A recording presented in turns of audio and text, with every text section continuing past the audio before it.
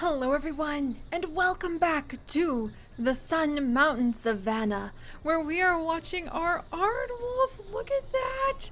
Oh my gosh, it is hanging out here on top of one of the raised platforms, and I think one of the babies is learning how to hunt. I think it is, oh my gosh, it is. It is the little baby boy named Dan, and he is actually learning how to hunt from Levy, which is so cool. Look at him go. This is awesome! You guys, we need to put down some insects over on this side as well, because I think it would be so much fun to watch them hunt for insects on this side of the territory.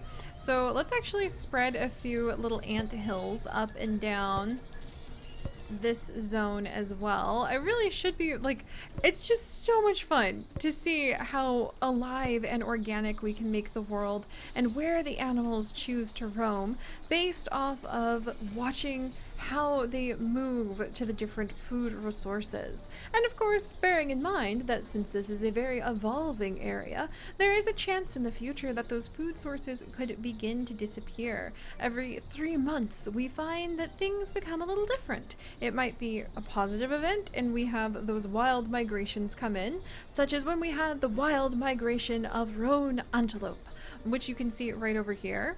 Or it might be a negative event like the weather changes and we lose some of these food resources that we have so carefully tried to spend our grant money to refurbish and to put down. So, I love it! I love it! This is the first time I've ever really tried to make such a living environment for our animals. But, of course, just like last time, we did talk about how we are making this a living environment for our guest as well. And if we want to continue watching that profit margin climb so that we have even more resources that we can use to take care of the animals in our savannah, then we're going to need to make sure that the drink cells... Oh my gosh! Woo! Wow, we're making a lot of money off recycling. I think that's like not right. I don't think that's right whatsoever. So just ignore the recycling because apparently that's not working. But donations are going through the roof, which is wonderful. So we do need to take care of the guest. So today I thought we might do a little bit of time on that. And with the antelope coming, the guest can't see those antelope.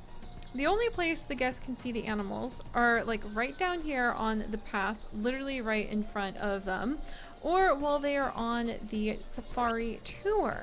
And the tour only goes right into this little section.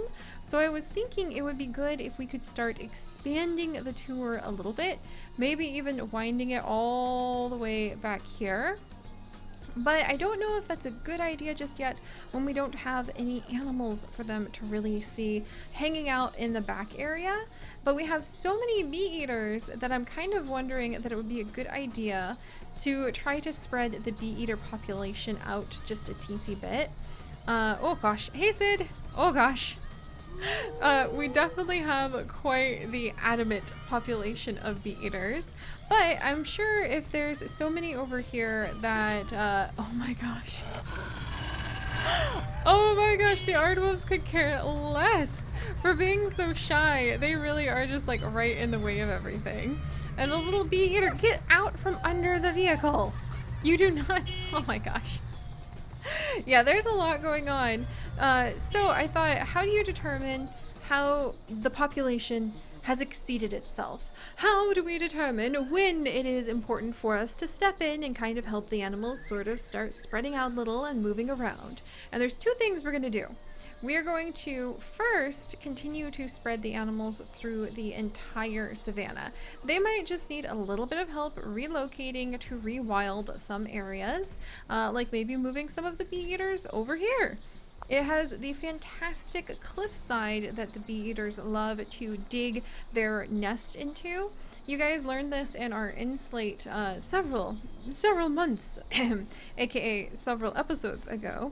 But the bee eaters, the southern carmine bee eater, dig nest into the sides of riverbanks. So they dig a nest into the mud that are 3 to 6 feet, like deep, which is more than I am tall, which is amazing to me. So instead of all of those bee eaters making nests in trees, their nests are holes in the ground that are 3 to 6 feet deep.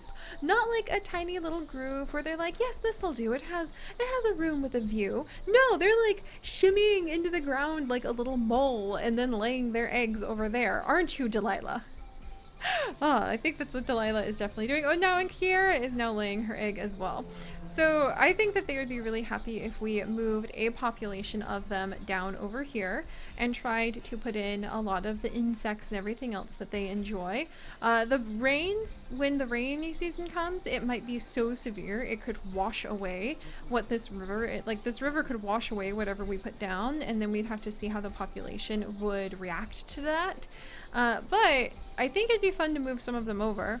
However, how do we decide when we have too many creatures here entirely and they're going to start migrating away? Well, it hit me. Well, look here. So whenever we get to the point that we are looking at the status report that our naturalists have gathered, we will go ahead and see if there's anybody who has multiple unhealthy traits. Like Queen Estefani is getting to the point where she's getting pretty hungry, she's getting pretty thirsty, and she's feeling like there's just not enough privacy here. If that's the case, then what we may end up doing is we'll say Queen Estefani leaves. So we'll say that she flew away, we'd go over to her, and we would go ahead and either release her, we would potentially release her into the wild or put her up for adoption in quotation marks. So that may be the case. Also, if we think that there's just too much of a population, we can actually go ahead and release some of them to the wild. Like so. Like that bee eater decided, you know what, maybe it's a little crowded in here. And maybe we'd trade. We'd be like, okay, Queen Estefani, you can stay now because another bee eater has left. So I know that sounds a little confusing, but like right over here, Sid, he had 2 needs that were in the red. If he had 3 needs that were in the red, we might say that Sid passed away, but we would adopt him out and we get a small amount of money every time we adopt animals out. And we'd say that money comes from the research that we had gathered from Sid over the years. So, what? Tour Tycoon level 1 award.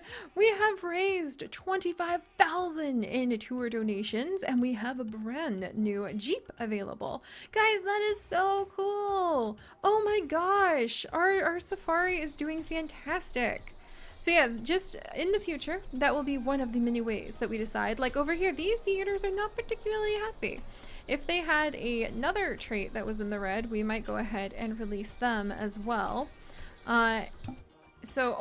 Conservation effort in recognition of releasing our first animal into the wild, which is really cool because we can say that we kept the area healthy enough that the bee eaters were like, you know what, this is rather awesome. And they decided to breed enough that now the bee eaters that bred in our savannah are going off to help the wild populations, which is so much fun. 10 animals and 25 animals. Got it. And we're getting our way to our first anniversary. I'd really love to get as many of these as we can. This would be really fun. Except, well, maybe dinos. Maybe we'll end up doing like a spot of extra research in the empty spot we have.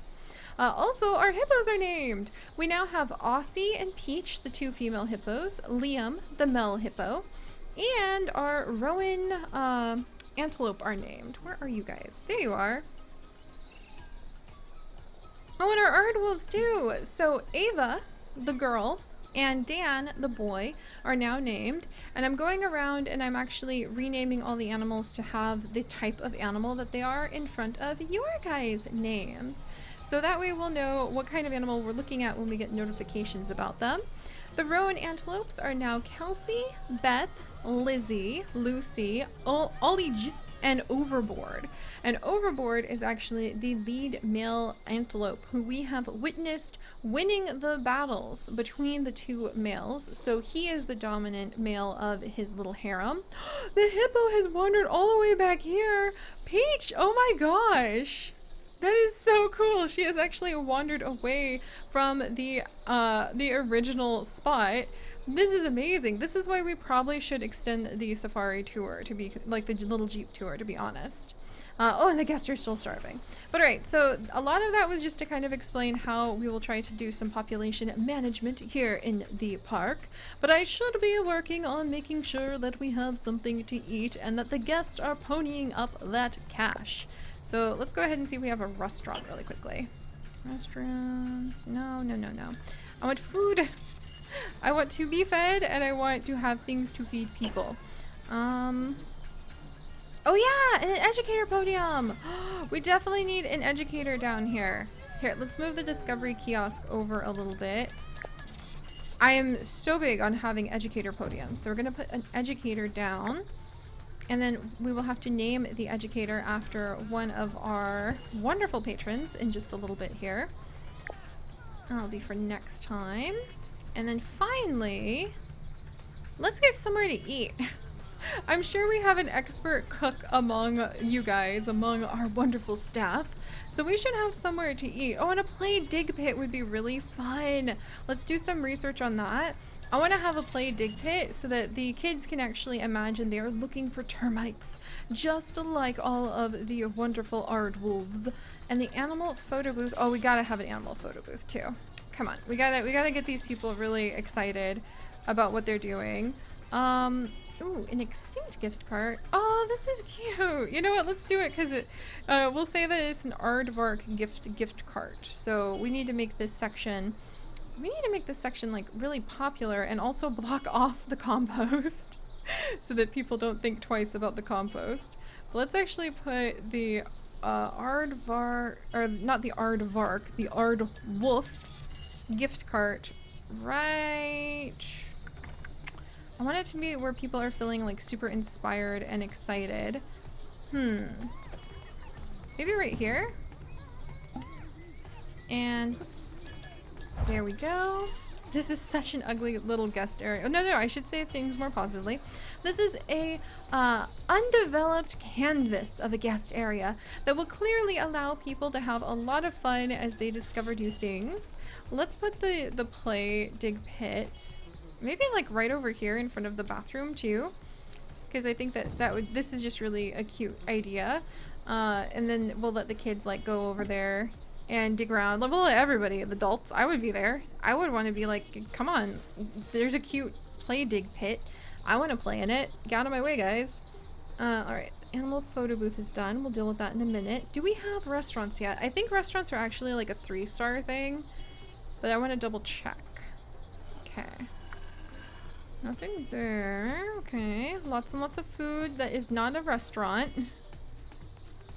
My friends, I do believe restaurants require more stars. So let's make a fun little, what should we make down here? We should pick a theme. Our Aardwolves are pregnant again. Yes, we are actually gonna have more Aardwolf babies. Oh, this is so exciting. This is very exciting. We're getting a lot of animal babies. Let's go ahead and pick a theme. You know what? Just like a different food.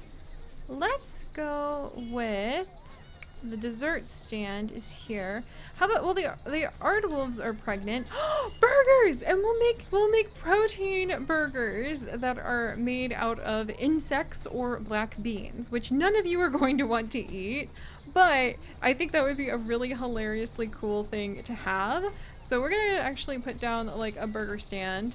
If I can find hamburger food stand, yes. Yes. Well, wait, is this a tofu dog? Yeah, this is tofu dog. Well, you know what? That'll kind of work. We'll put down a couple, let's have a little like hamburger food stand.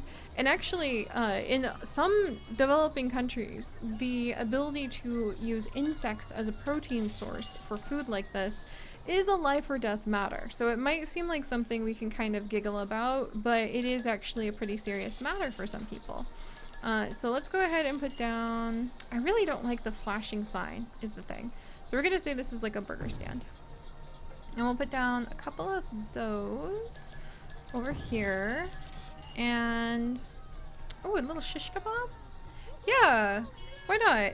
If guests are starving and we need to provide some food, let's do like, and then we'll put a little shish kebab there.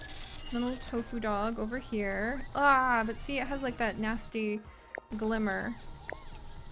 Let's see. Can I have a little tofu dog? That doesn't Because it looks so broken with the little neon sign all glittering away. No. We'll have just a couple of these nice kebabs. There we go. The roan antelopes are pregnant! Yes, maybe that can support a predator population after all. And I've actually been drinking. Oh, we need to have a picture of somebody drinking an actual soda. So let's do fizzy peach juice, because I've been trying to take pictures of people drinking soda and it just has not been working. So I think I need to have like a non-modded soda drink stand down, and that'll work. Alright, so this is going to be temporarily like a little food court like this one that people can come and enjoy because they need more food spots. Kind of make a couple of spots there. Should probably make it a little bigger so people have more room to sit, but we'll get there eventually. They're really tired. People want more places to sit, actually. So, oh, I really have been neglecting the guest, guys. I could see why everybody would just leave. And we don't want them to leave. We want them to stay and be patient enough to wait for the Jeep tour to come back. Alright, let's do that. There we go. And actually, yeah, let's do like a little dessert stand right over here too. Huh, there! Quite the delight of things. Oh, a coconut drink stand. It's so cute! Oh my gosh, but I don't think we have any desserts yet. I really don't think. Oh, a cheesecake cart! Oh, but the coconut. Okay, I really like the coconut drink stand, so we're gonna put it down. Okay, there we go. The beginning of what is probably about to be a gigantic mess of people, but at least they're gonna be spending their money. Oh, this is nice! We're gonna need more people to help us sweep though. For sure. And we're gonna need more binoculars. We're kinda gonna need more of everything. Wow. No, don't throw your trash on the ground. Oh, wait, we need more bathrooms. Yep, we need more bathrooms for sure. But alright guys, thank you so much for joining me. We are managing that delicate balance between all of our guests and all of our animals. Aardwolf Ava wants to reproduce but can't find a mate. Heck yes, that's amazing. We should actually give the Aardwolves more room to roam then. Are you kidding me? There's enough money. Oh, look, the antelope have come all the way over here. This is so cool just to see where everybody roams. Oh my gosh, this is awesome. But alright, so thank you guys so much for joining me as we walk the fine line between hopefully being able to keep our guests happy and our animals thriving. If you could, do please leave a like in order to toss some donations towards our Savannah. And if you would like to join us for this and literally thousands more adventures, you guys know what to do. But most importantly, guys, stay curious. And I'll see you next time. Bye-bye!